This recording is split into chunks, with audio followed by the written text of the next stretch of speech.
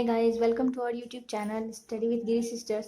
तो आज हम चैप्टर नंबर 7 जो कि हमारे इस फिजिकल साइंस का लास्ट चैप्टर है, साउंड। आज साउंड को देखेंगे, साउंड को समझेंगे और समझने और कहने के लिए तो बहुत कुछ है। और साउंड जो मेरी आवाज़ जैसे सुन रहे हैं आप, वो भी एक साउंड है जो साउंड के माध्यम से हम पहचान बनाए हुए हैं अपनी, और आप हमें जानते हैं। तो ये साउंड ही है जो हम सबके बीच में एक रिश्ता कायम करके रखा है। तो आज हम इस साउंड के जरिए साउंड के टाइप्स और किस तरह के साउंड कैसे आते हैं, आज इसके बारे में अच्छे से डिटेल्स में हम लोग समझेंगे, जानेंगे। और चैप्टर को स्टार्ट करते हैं कि साउंड क्या है। साउंड मीन्स क्या कह सकते हैं कि the sensation felt by our ears is called sound. जो सेंसेशन हमारे कानों की, जो संवेदना हमारे कान, कोई भी संवेदना कानों के माध्यम से हमारे पास पहुंचता है, उसको हम लोग साउंड कहते हैं, यानी आवाज़, ध्वनि के नाम से जाना जा सकता है या कह सकते हैं। साउंड जनरली क्या है? Sound is a form of energy. Sound एक एनर्जी, एक ऊर्जा का ही एक प्रकार है। यानी कि साउंड एक प्रकार की ऊर्जा का रूप है जो हमारे स्वर इंद्रिया यानी कि कान द्वारा ग्रहण की जाती है, जिसे हम सुनना चाहते हैं, जिसे हम सुनना कहते हैं या सुनना चाहते हैं, जैसे भी आप कह सकते हैं। तो साउंड क्या है? Sound is a form of energy. Sound is that form of energy which makes us here. ठीक है, जो हमें सुनने में सहायता करता है, जो हमारे कानों तक सुनाई देता है, उसी को हम लोग ध्वनि या साउंड या आवाज़ कह सकते हैं। ठीक है, तो हम लोग साउंड को लिख सकते हैं कैसे कि साउंड क्या है? Is a form of energy. ठीक है, या फिर इसको ऐसे भी लिख सकते हैं कि साउंड वो है, is that form of energy which makes us here. ठीक है, साउंड को हम लोग ऐसे भी कह सकते हैं। हमारे चारों तरफ बहुत प्रकार के साउंड है हमारे आसपास की लाइफ में, बस हम जिसे सुनना चाहते हैं हम उसी को ही सुनते हैं। जैसे बहुत दूर से क्या आपको कुछ ड्रम की आवाज़ सुनाई देती है, तो हमारे कान तक वो आवाज़ हमें पहुंच जाती है। बहुत तेज भी कहीं या बहुत धीमी भी आवाज़ हो, तभी भी हमारे कानों तक पहुंच जाती है। तो जितना हम सुन सकते हैं, बहुत तरह के साउंड है। जैसे कि आप टेलीफोन की घंटी से लेकर कहिए, चिड़ियों का चहचहाना कहिए, इवन एयर का भी साउंड हम सुन सकते हैं। तो ये कैसे होता है, ये किस माध्यम से होता है और ये कैसे हमारे कानों तक पहुंचता है? इसका माध्यम क्या है? साउंड कैसे आता है? साउंड आता है हमारा, sound travels in the form of waves. जैसे इसी सब के माध्यम से, इन्हीं माध्यम की वजह से, यानी इन्हीं तरंगों के माध्यम की वजह से हमारे कानों तक साउंड पहुंचता है। कहने का मतलब है कि साउंड चाहे जहाँ भी बजता हो, जहाँ भी हो, हम किसी भी साउंड को कितने हद तक सुन सकते हैं। ठीक है, जैसे कि बहुत इंस्ट्रूमेंट है जो अलग अलग तरह के साउंड को प्रोड्यूस करते हैं। कुछ बहुत सुंदर ध्वनि, कुछ मधुर ध्वनि हमारे कानों तक बजती है, जिसको हम लोग क्या कह सकते हैं, म्यूजिक का भी रूप ले लेता है। तो ये सब साउंड कहाँ से आता है? इन्हीं सब के कारण, इसी साउंड के खोज के कारण ही बहुत सारे म्यूजिकल इंस्ट्रूमेंट बने, और उन ऐसे इंस्ट्रूमेंट बनाए गए जिससे कि अच्छे अच्छे साउंड आ सके, और उनके आधार पर म्यूजिक बना। है कि नहीं? ये अब कहने की तो बात है नहीं, बहुत सारे ऐसे साउंड हैं। तो इन्हीं सब के कारण साउंड हमारा किस तरह से आता है, कैसे आता है, हम अभी देखते हैं। देखिए, आपने वाटर को देखा होगा ना, तालाब में, माना कि ये पॉन्ड है, तो ये पॉन्ड में जैसे ये पानी है, ठीक है, ये पानी है, तो साउंड वेव के बारे में यहाँ पर बताई जा रही है। तो वेव क्या है?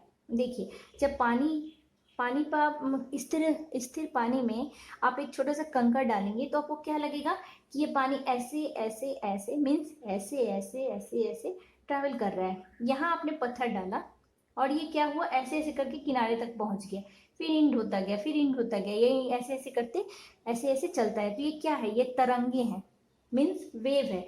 उसी तरह से हमारे जो साउंड है, साउंड भी एक वेव के रूप में ही हमारे पास पहुंचता है। तो साउंड क्या है? Sound travels in the form of waves. Sound, एक साउंड ट्रैवल कैसे करता है, वेव के रूप में हमारे पास ट्रैवल करता हुआ हमारे पास पहुंचता है। तो वेव किसको कहते हैं, यानी तरंगे किसको कहते हैं, तरंगों को हम लोग कह सकते हैं क्या कि ये तरंगे हैं, ये वाटर में तरंगे हुई।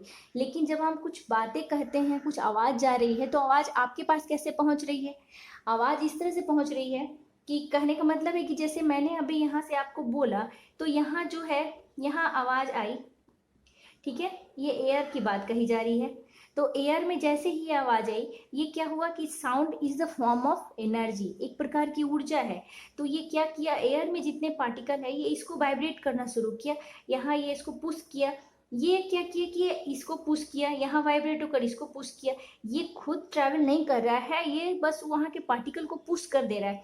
धीरे धीरे ये सारे फॉरवर्ड करते जा रहे हैं, करते जा रहे हैं, और यहाँ तक आकर हमारे कानों तक ये सुनाई दे देता है। ठीक है, आपने देखा होगा स्टेथोस्कोप को कि वो हमारे हार्ट की आवाज़ को कितने क्लियरली सुनाई देता है। जब हमारे पास हम बीमार ना भी पड़े, तभी डॉक्टर लोग हमारे नब्ज को या फिर स्टेथोस्कोप के माध्यम से हमारे हार्ट बीट को सुनते हैं। यदि कुछ कफ हो या ना हो, तभी भी सुन के बताते हैं कि हम कितने स्वस्थ हैं। तो वो किस माध्यम से आता है, साउंड। वहाँ पर यदि वो स्टेथोस्कोप का जो मेम्ब्रेन है, वो मेम्ब्रेन क्या करता है, वहाँ जहाँ से साउंड प्रोड्यूस हो रहा है वहाँ पर उसको लगाया गया, और वो क्या किया कि वो एक जो नली, और एक जो नली के माध्यम से वो क्या किया, इसको वाइब्रेट करना शुरू किया। ये मेम्ब्रेन जो है, मेम्ब्रेन को पुश किया है हमने हार्ट बीट के पास। तो ये मेम्ब्रेन पुश किया किसको, ये जो साउंड प्रोड्यूस किया, वहाँ से ये मेम्ब्रेन हमारे नली के माध्यम से आते हुए और ये पहुँच गया कानों में। ठीक है, तो ये क्या हुआ, एक दूसरे को पुश कर रहे हैं, या नली में भी ये क्या कर रहे हैं कि उस एयर को पुश कर रहे हैं, और पुश करते करते हमारे कानों तक ये पहुंच जाता है। तो ये है वेव। वेव को हम लोग लिख सकते हैं, वेव को कह सकते हैं। वेव चूंकि क्या है, यदि वेव को मेजर तरीके से बांटा जाए तो वेव दो प्रकार के होते हैं, कि एक है इलेक्ट्रोमैग्नेटिक वेव और एक है मैकेनिकल वेव। लेकिन हमारा जो साउंड है वो मैकेनिकल वेव के में ही आता है, साउंड मैकेनिकल वेव में ही आता है। और जो इलेक्ट्रोमैग्नेटिक वेव है वो बहुत मेजर, मतलब काफ़ी मेजर होता है। जैसे आपको इलेक्ट्रोमैग्नेटिक वेव में हमें दिखाई नहीं भी देता है और दिखाई भी दे सकता है। तो ऐसे भी वेव हैं, जैसे कि आप इलेक्ट्रोमैग्नेटिक वेव में आप जाएंगे तो आपको क्या है, जितने भी रेनबोज हैं उनके कलर आपको समझ में आएंगे। तो ये लाइट के माध्यम से हुआ। इलेक्ट्रोमैग्नेटिक वेव में हुआ कि बहुत दूर तक, यदि कह सकते हैं कि ये इलेक्ट्रोमैग्नेटिक वेव का सबसे बड़ा एग्जाम्पल क्या है कि ये वैक्यूम में भी ट्रैवल कर सकता है। ठीक है, और हमारा जो मैकेनिकल वेव है वो हमारा वैक्यूम में ट्रैवल नहीं कर सकता है। तो मैकेनिकल वेव में ही हमारा साउंड आता है। हमारे साउंड को किसी माध्यम की ज़रूरत पड़ती है, और वो माध्यम क्या है हमारे पास, ठोस, द्रव, गैस, यानी कि सॉलिड, लिक्विड और गैसेस। तो यहाँ पर हम देखेंगे कि सॉलिड और लिक्विड और गैसेस में किस प्रकार से साउंड उसी में वेव के रूप में कैसे आता है। तो देखिए, वेव को हम लोग सबसे पहले यहाँ डिफाइन कर लेते हैं कि वेव किसको कहते हैं, व्हाट इज वेव। तो वेव को हम लोग लिख सकते हैं क्या कि a wave is a vibratory, means क्या, वो वाइब्रेशन के जरिए हमारे पास जो आ रहा है साउंड, वाइब्रेशन के जरिए, vibrated disturbance in a medium which carries energy from one point to another point। ठीक है, वन पॉइंट से अनदर पॉइंट के बीच को वाइब्रेट करता हुआ, जो मीडियम को वाइब्रेट करता हुआ डिस्टर्बेंस जो प्रोड्यूस किया। अब जैसे एग्जांपल के रूप में मैं यहाँ पर ले लेती हूँ, यहाँ पर एक धागा मैंने बांध रखा है, एक यहाँ धागा बांध रखा है। ठीक है, आप यहाँ मिडिल में इसको पुश करेंगे तो क्या होगा, ये धागा ऐसे ऐसे करके ऐसे होगा, फिर ऐसे ऐसे करके ऐसे होगा, देखा है आपने, ऐसे ऐसे करके होगा, ऐसे ऐसे करते करते करते करते होते रहेगा। तो ये क्या है, एक साउंड प्रोड्यूस हुआ, ये वेव हुआ। अब इस तरह से क्या हो रहा है कि ऐसे ऐसे हो रहा है, मीन्स ऐसे ऐसे ऐसे ऐसे होता रहेगा। ठीक है, यहाँ जो एक डिस्टर्बेंस प्रोड्यूस जो हुआ, यानी वेव इज अ वाइब्रेटरी, जो वाइब्रेशन के जरिए जो डिस्टर्बेंस प्रोड्यूस हुआ, which carry energy from one point two another, is called wave. यहाँ पर एक क्रिएशन किस चीज का हुआ, एक वेव की रचना हुई। ठीक है, तो वेव हम लोग कह सकते हैं, यानी वेव कह सकते हैं क्या कि a wave is produce by the vibration of the particles of the medium through which it passes. जहाँ से कोई वाइब्रेशन के जरिए कोई पार्टिकल मूव कर रहा है, वो खुद पार्टिकल मूव नहीं करता, मीन्स क्या वहाँ से इसको ये, जैसे यहाँ माना एयर में है तो इस पार्टिकल को इसने यहाँ से ये पुश किया, यहाँ से ये पुश किया, यहाँ से पुश किया, यहाँ से, ये सब एक दूसरे को पुश कर करके वाइब्रेट कर करके वहाँ से एक वेव निकल रहा है। तो वेव क्या है? A wave is produced by the vibration of the particles of the medium through which it passes.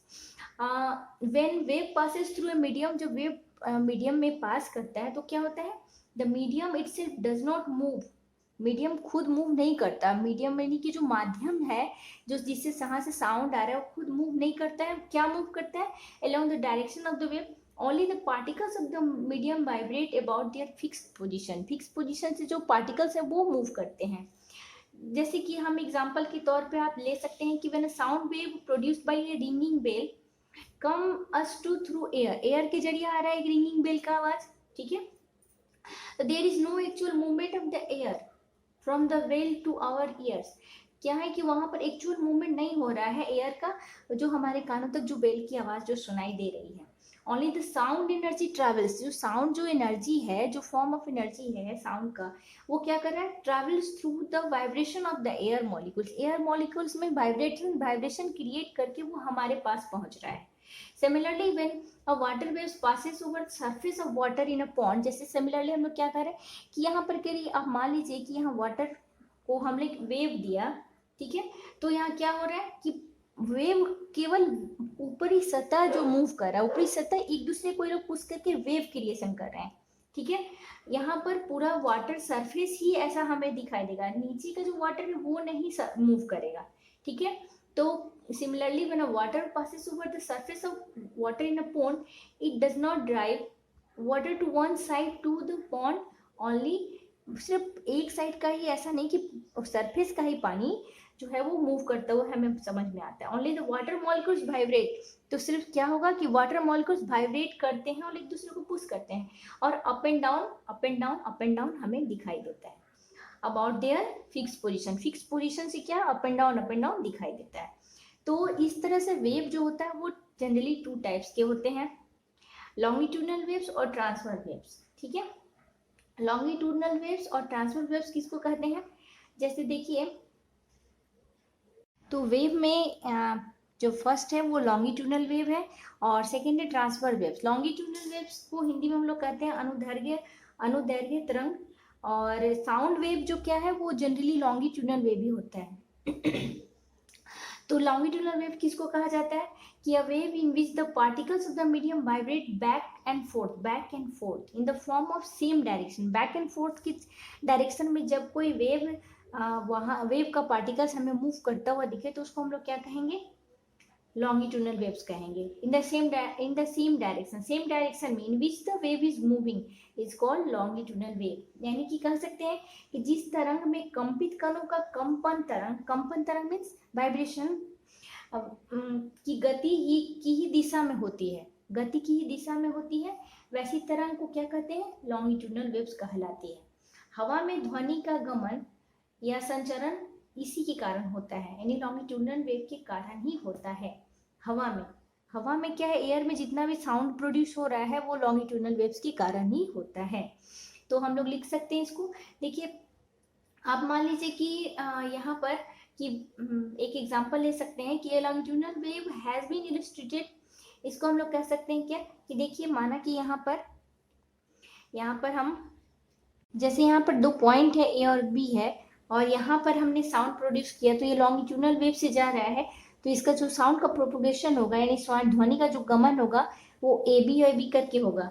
यानी कि यहाँ ए यानी बैक एंड फोर्थ हो रहा है, बैक एंड फोर्थ ए और बी बैक एंड फोर्थ होगा, यानी कि हमें ऐसा फील होगा कि बैक एंड फोर्थ हो रहा है, मतलब सामने से आया गया, इस तरह से फील होगा, ठीक है।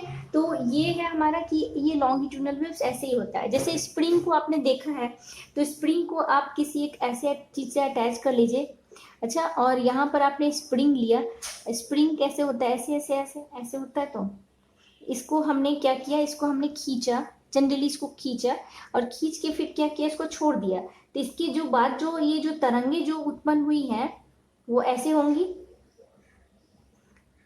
ऐसे ऐसे होंगी, ठीक है, ऐसे होंगी। तो इसी को, इसको क्या कहेंगे, ये जो वाइब्रेशन के कारण जो इसमें जो हुआ है ये लॉन्गिट्यूडिनल वेव्स, इसको हम लोग कह सकते हैं क्या कि the waves which travels along a spring when it is pushed and pulled, एक तरह से पुश किया पुल्ड किया, at one end are longitudinal waves, ठीक है। तो ये लॉन्गिट्यूडिनल वेव्स है। तो यहाँ पर एक क्या है कि यहाँ पर हम दो वर्ड डिस्कशन करेंगे, क्या, compression and rarefaction. Compression किसको कहेंगे, नॉर्मल पोजीशन पे जो है उसको हम लोग क्या कहेंगे कि the normal position of a spring has been, the normal position है कि इन ए स्प्रिंग में compression is a part in which the coils और turns are closer together than normal. ये तो क्या है, ये नॉर्मल पोजीशन में जैसे रहेंगे उसी को ही हम लोग क्या कहेंगे, कॉम्प्रेशन कहेंगे, ठीक है। ये इसको हम लोग सी से यहाँ पर डिनोट करेंगे और कॉम्प्रेशन को सी से। और जहाँ पर यदि ऐसी तरंगे हैं जैसे कि यहाँ पर यहाँ ज़्यादा खींचा गया है, स्प्रिंग को ज़्यादा स्ट्रेच हुआ है, तो इसको हम लोग रेयर फ्रैक्शन के नाम से जानेंगे, यानी इसको हम लोग आर से कहेंगे, ठीक है। रेयर फ्रैक्शन क्या है कि स्प्रिंग में क्या है कि rarefaction is the part in which the coils are further apart than normal, कुछ अलग ही ज़्यादा ही फैला हुआ है, तो उसको हम लोग रेयर फ्रैक्शन के नाम से जानेंगे, ठीक है। तो ये है दो पार्ट है, इसको एक को बोलते हैं कॉम्प्रेशन, एक को बोलते हैं रेयर फ्रैक्शन। इसको हिंदी में कहते हैं विरलन और संपीड़न, ठीक है। यानी संपीड़न कहेंगे कॉम्प्रेशन को और विरलन कहेंगे आपका रेयर फ्रैक्शन को।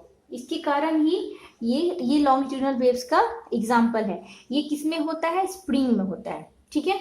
ये समझ में आ गया। हम लोग देखेंगे क्या कि इसकी विशेषताएं क्या है।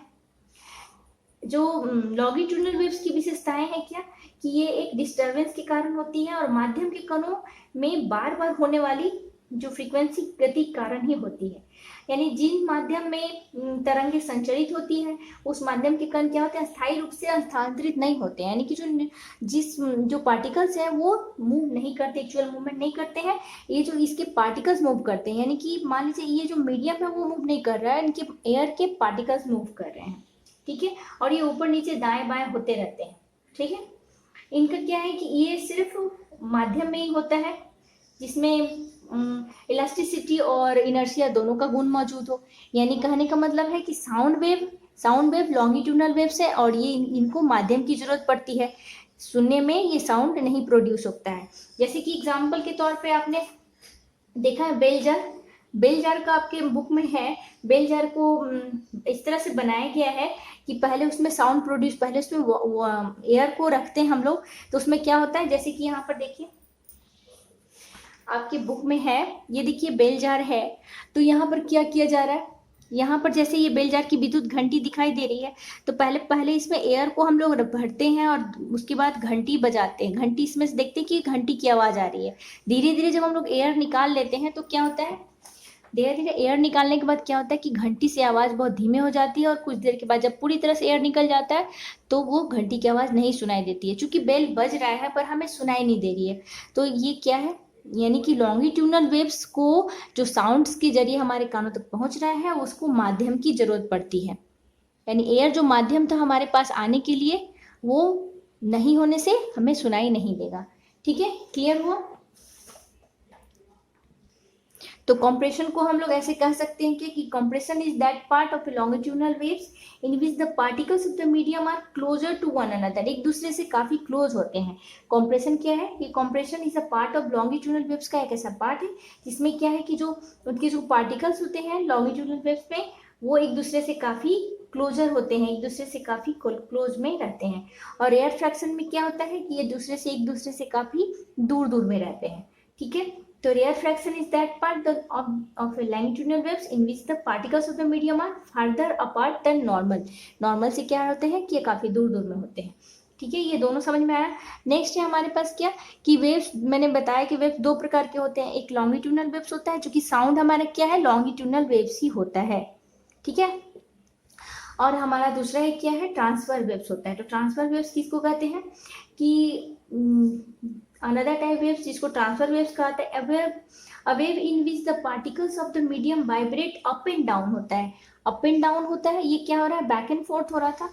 और जो अप एंड डाउन होता है वो एक दूसरे के परपेंडिकुलर होते हैं, ठीक है, एक दूसरे के ऊपर एक राइट एंगल बनाते हैं, 90 डिग्री के एंगल पर वो दोनों बनाते हैं। To the direction in which the wave is moving is called transverse waves, ठीक है। तो हम लोग ट्रांसफर वेव्स को लिख सकते हैं क्या, ट्रांसफर वेव्स को हम लोग लिख सकते हैं हम लोग ऐसे कि a wave in which the particles of the medium vibrate up and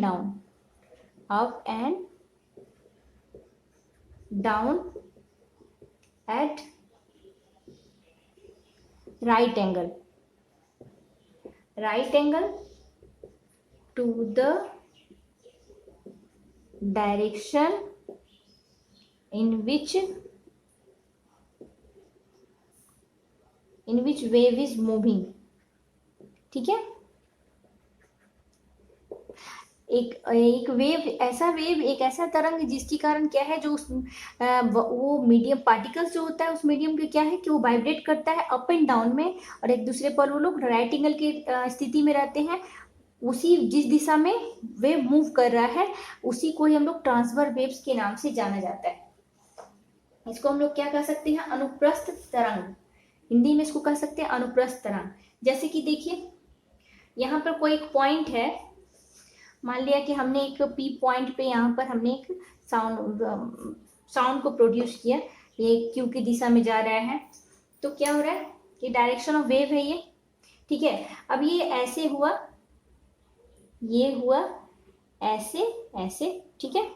तो ये क्या है, यहाँ से जो ये एक साउंड कैसे प्रोड्यूस कर रहा है, एक दूसरे के परपेंडिकुलर हो रहा है, देखिए ये ऐसे ऐसे, फिर ये ऐसे, फिर ये ऐसे, फिर ये ऐसे, फिर ऐसे, ये क्या है, ये परपेंडिकुलर हो रहे हैं, राइट एंगल बना रहे हैं, ठीक है।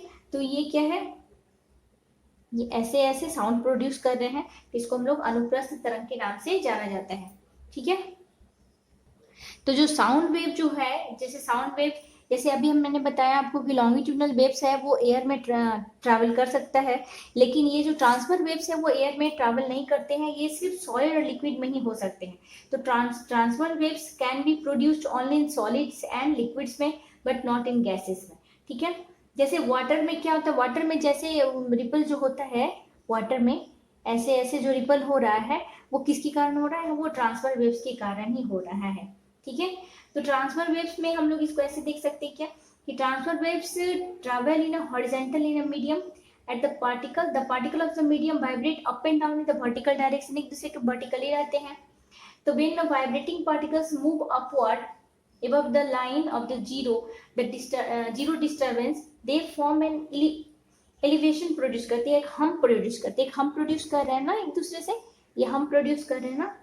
तो when the vibrating particles move downward, ये डाउनवर्ड मूव, ये अपवर्ड मूव कर रहा है तो हम प्रोड्यूस कर रहे हैं, डाउनवर्ड मूव कर रहा है तो बिलो द जीरो डिस्टर्बेंस की जीरो डिस्टर्बेंस, ये लाइन है, लाइन से जीरो डिस्टर्बेंस के कारण जो ये जो हम प्रोड्यूस कर रहा है इसको हम लोग डिप्रेशन कहा जाता है और हॉलो कहा जाता है, ठीक है। अब माना कि ये एक वाटर में, सपोज करिए कि ये वाटर है, ये वाटर में ये प्रोड्यूस कर रहा है ट्रांसफर वेव्स, ठीक है। तो ये वाटर में ट्रांसफर वेव्स, तो ये है एलिवेशन और हम, इसको हम लोग जो ऊपर जो बना उसको हम लोग एलिवेशन कहेंगे, जो डाउनवर्ड बन रहा है उसको हम लोग क्या कहेंगे, डिप्रेशन कहेंगे या फिर हॉलो कहेंगे, ठीक है। जो ऊपर जो बन रहा है उसको हम लोग एक और चीज करते हैं, इसको हम लोग क्रेस्ट करते हैं, CREST क्रेस्ट, और जो नीचे जो बन रहा है उसको हम लोग ट्रफ करते हैं, ठीक है, TROUGH ट्रफ, ठीक है। तो इसको हम लोग कहेंगे द एलिवेशन ऑफ और hump in a transfer waves is called crest. और जो क्रेस्ट किसको कहते हैं, कि crest is the part of the transfer wave which is the above the line of zero line से क्या है, ये हमेशा एबव होता है, ठीक है। और और डिप्रेशन या हॉलो किसको कहते हैं कि ये ट्रांसफर वेव्स का, इसको हम लोग ट्रफ के नाम से जाना जाता है। Trough is that part, trough is the part of transfer waves which is below the line of zero. Line of zero से क्या है, ये हमेशा नीचे रहता है, ये बढ़ता चला जाएगा। अब देखिए यहाँ पर ये ऐसे हुआ, फिर ऐसे, फिर ऐसे ऐसे ऐसे ऐसे, ये बढ़ता चला जाएगा, एक पार्ट नीचे, एक पार्ट ऊपर, एक पार्ट नीचे, एक पार्ट ऊपर, ठीक है। तो ये जो ऊपर वाला पार्ट है उसको हम लोग क्रेस्ट और नीचे वाले पार्ट को ट्रफ के नाम से जाना जाता है, ठीक है। ये क्लियर हुआ। तो characteristics of A sound wave, sound waves का कैरेक्टरिस्टिक जो होता है वो हम लोग यहाँ पर देखेंगे कि उनके 5 कैरेक्टरिस्टिक्स होते हैं। जैसे कि फर्स्ट में आप देख लीजिए वेवलेंथ है, वेवलेंथ। सेकेंड है हमारे पास है एम्पलीट्यूड, किसको कहते हैं, एम्पलीट्यूड। थर्ड है टाइम पीरियड, ठीक है। और फोर्थ है फ्रीक्वेंसी। ये सब साउंड के, एक साउंड को प्रोड्यूस करने पर इतने सब काम करे, मतलब इतना सब कुछ होता है एक साउंड में, ठीक है। तो ये जो साउंड के जो कैरेक्टरिस्टिक्स हैं उसको हम लोग देखेंगे। उसके बाद है फ्रीक्वेंसी, और उसके बाद है हमारा ये हमारा लास्ट है टाइम पीरियड हो गया, और उसके बाद है वेलोसिटी, ठीक है। ये 5 प्रकार है साउंड के। तो हम लोग सबसे पहले जानेंगे कि वेवलेंथ किसको कहा जाता है, ठीक है। माना कि ये एक साउंड है, ये एक वेव है, ठीक है। यहाँ से वेव प्रोड्यूस हुआ, ठीक है, और ये गया ऐसे ऊपर, उतना ही नीचे, फिर ये ऊपर, फिर ये नीचे, ठीक है। इस तरह से बढ़ता चला जा रहा है। तो हम क्या जानते हैं, ये है पॉइंट, ये पॉइंट मान लिया ए है। उसके बाद है, तो हम यहाँ पर एक कंसीडर कर रहे हैं कि एक लॉन्गिट्यूडनल वेव्स है जो ए बी सी डी ई है, ए बी सी डी ई है, ठीक है। और उसके बाद E F G H I है, ये बढ़ता चला जा रहा है। तो by form by the vibration of a tuning fork, tuning fork जैसे ये होता है ना ट्यूनिंग फॉर्क, ये है ट्यूनिंग फॉर्क है, ये होता है ना, ये ट्यूनिंग फॉर्क होता है। तो ये फर्स्ट साउंड प्रोड्यूस कर रहा है, ठीक है। जो फर्स्ट ट्यूनिंग फॉर्क का जो साउंड है, the first sound wave start from normal density, normal density से ये जा रहा है पोजीशन ए से, and after going through the compression along A B C, compression कहाँ हो रहा है, ए बी सी, ये कॉम्प्रेशन हुआ, ठीक है, ये कॉम्प्रेशन हुआ ना। और रेयर फ्रैक्शन क्या हुआ, और रेयर फ्रैक्शन हुआ सी डी ई, ये रेयर फ्रैक्शन हुआ, और ये है कॉम्प्रेशन, ठीक है। ये है कॉम्प्रेशन, ये है रेयर फ्रैक्शन। तो ये it returns to normal density position ई। अब उसके बाद ये फिर से पोजीशन में आ गया, इसी पोजीशन में ए से स्टार्ट हुआ, फिर इस पोजीशन में आ गया। तो फिर यहाँ से ई से स्टार्ट हुआ, फिर जी तक आ गया, फिर जी से स्टार्ट हुआ, इस तरह से करते ये बढ़ता चल रहा है, एंड सो ऑन। तो thus the portion A B C D E represents one complete sound wave. A B C D E ये क्या कर रहा है, एक complete sound wave प्रोड्यूस कर रहा है, ठीक है। The next sound wave starts from E, यहाँ से next sound start हो रहा है, and goes up the point, इस तरह से पॉइंट आगे बढ़ते चला जा रहा है, so on। तो यहाँ पर हम लोग वेवलेंथ किसको कह सकते हैं, कि यहाँ पर हम यहाँ पर डिस्क्राइब करेंगे कि the minimum distance in which sound wave repeats itself, एक मिनिमम डिस्टेंस जहाँ पर साउंड वेव रिपीट इटसेल्फ, अपने आप को रिपीट करता है, इज कॉल्ड इट्स वेवलेंथ, उसको हम लोग वेवलेंथ कहा जाता है। इसको हम लोग लिख सकते हैं क्या, सिंपल लैंग्वेज यही है क्या, कि it is a length of one complete wave, क्या कह सकते हैं, it is a length of one complete wave. तो वेवलेंथ को हम लोग ग्रीक लेटर लैम्डा से डिनोट करते हैं, ठीक है। ग्रीक जो इसको उल्टा वाई भी आप कह सकते हैं, ग्रीक वर्ड है जिसको लैम्डा से हम लोग डिनोट करते हैं, ठीक है। तो यहाँ पर क्या हो रहा है कि in a sound wave the combined length of compression and adjacent rarefaction हो रहा है कंप्लीट साउंड वेव प्रोड्यूस करने के लिए, इज कॉल्ड वेवलेंथ। तो यहाँ पर इन अ साउंड वेव, इसको हम लोग ऐसे भी लिख सकते हैं वेवलेंथ को, कि in a sound wave the combined length of compression and rarefaction and adjacent rarefaction, ये एडजेसेंट रेयर फ्रैक्शन है, इसको हम लोग वेवलेंथ के नाम से जाना जाता है, ठीक है। तो यहाँ पर वेवलेंथ क्या हुआ, ये यहाँ से स्टार्ट हुआ, ये है कॉम्प्रेशन, ये है रेयरफ्रैक्शन, फिर ये कॉम्प्रेशन। तो इन दोनों के बीच की दूरी को लैम्डा से हम लोग लैम्डा से डिनोट करेंगे। ठीक है, उसी तरह से फिर इन दोनों के बीच की दूरी को हम लोग लैम्डा से डिनोट करेंगे। ठीक है, तो इसी को ही हम लोग वेवलेंथ के नाम से जाना जाता है। एक बार फिर से सुनिए कि the length of one complete wave is called wavelength, simple language. और इसको ऐसे भी कह सकते हैं कि in a sound wave the combined length of compression and adjacent rarefaction को भी हम लोग वेवलेंथ के नाम से जाना जाता है। ठीक है, तो आज हम यहीं तक रहने देते हैं। और एक पॉइंट और भी समझ लीजिए कि लैम्डा, ये जो लैम्डा है उसके साथ हमारे पास एक और पॉइंट आता है क्या, कि मान लिया कि यहाँ पर एक कंप्लीट हुआ, यहाँ पर ये, यहाँ पर एक कंप्लीट हुआ, यहाँ पर एक कंप्लीट हुआ। तो यहाँ पर हमारे पास क्या है कि the distance between the centres of compression, centre of compression और एडजेसेंट रेयरफ्रैक्शन के बीच का जो डिस्टेंस होता है वो हाफ ऑफ लैम्डा हुआ। ये फुल ये कंप्लीट लैम्डा हो रहा है, तो इसको हम लोग लैम्डा बाई 2 के नाम 2 भी कहा जा सकता है। यानी कि वेवलेंथ को हम लोग इसको हम लोग लिख सकते हैं क्या, कि the distance between the compression and the adjacent rarefaction is equal to the half of wavelength. ठीक है, हाफ वेवलेंथ भी कहा जा सकता है। यानी कि हाफ वेवलेंथ क्या होगा, लैम्डा बाई 2। ऐसा यूनिट ऑफ वेवलेंथ का होता है एसआई यूनिट। एसआई यूनिट चूंकि लेंथ है तो एसआई यूनिट क्या होगा, मीटर ही होगा एसआई यूनिट। ठीक है, यहाँ पर समटाइम सेंटीमीटर भी यूज किया जाता है फॉर एक्सप्रेसिंग वेवलेंथ को, लेकिन एसआई में ही मीटर का ही यूज किया जाता है। तो लैम्डा बाई 2 क्यों हुआ, क्योंकि हाफ कंप्रेशन और हाफ रेयरफ्रैक्शन को ही लैम्डा बाई 2 से हम लोग हाफ वेवलेंथ को हाफ लैम्डा बाई 2 से कर सकते हैं, क्योंकि हाफ है और ये भी हाफ है। ठीक है, तो इस तरह से हमारे पास ये हमने वेवलेंथ तक कवर किया। और नेक्स्ट वीडियो में हम लोग जानेंगे एम्पलीट्यूड और टाइम पीरियड, फ्रीक्वेंसी, वेलोसिटी वगैरह, और भी बहुत कुछ है जो हमारे साउंड में है, जिससे कि हमें और ज़्यादा ज्ञान मिले, तो और भी हम साउंड के बारे में जानें। तब तक आप इतना देखिए, समझिए, और हम लोग नेक्स्ट वीडियो का वेट करिए, जल्दी ही मिलेंगे। ठीक है, keep watching, thank you so much, bye bye.